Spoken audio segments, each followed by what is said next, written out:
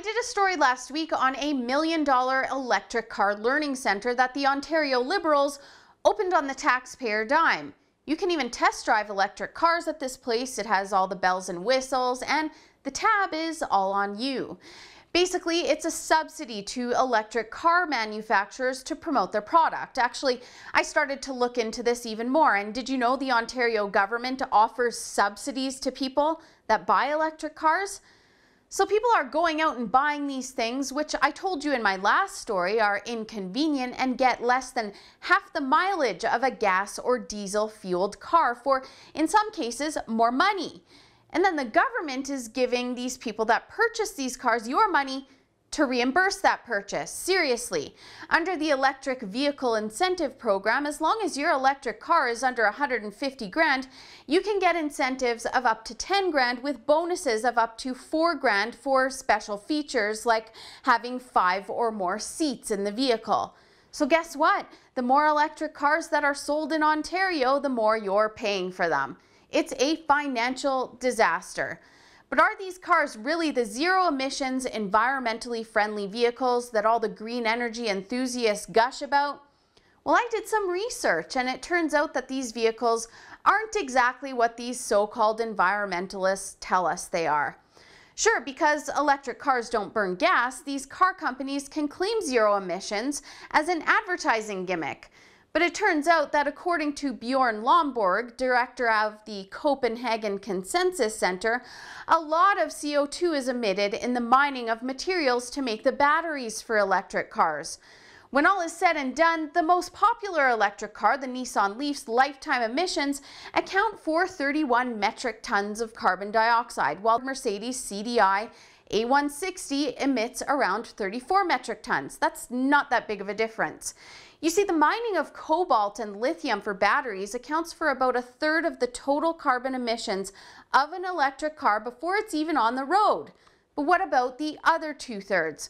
Well, if you're driving an electric car in the States or anywhere else that uses fossil fuels to produce electricity, those emissions are likely coming from coal-fired electricity that charges the battery of electric vehicles.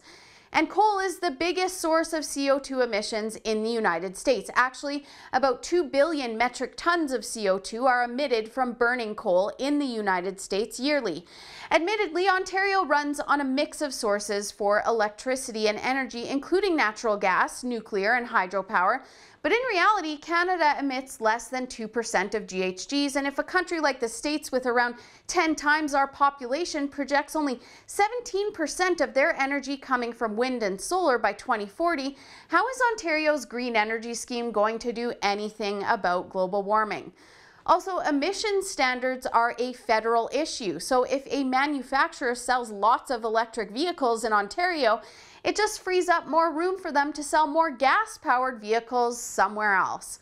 And why is the government subsidizing vehicles for people with other people's money? This adds to even more subsidies for an industry, which means it's a government boondoggle, like I said last time. I mentioned that this whole thing was a green scheme, basically meant to virtue signal, but it turns out that these vehicles aren't what the government and environmentalists are pumping them up to be. They need a source to charge them, and that source is usually the fossil fuels that they just love to demonize. And these initiatives do nothing for the environment. It's like throwing other people's money away for votes in the next election. Although I hear that's not going so well for Wynne. Last time I checked, her approval ratings were at a record low of a measly 12%. I guess the Premier of Ontario's green energy policies that clearly aren't realistic and are financially breaking people and causing energy poverty are catching up with her. For the Rebel.media, I'm Holly Nicholas. Thanks so much for watching. If you liked that video, you might like our full-length shows for just $8 a month. Hit the link to check out the options to find more of the content that you're not going to get anywhere else.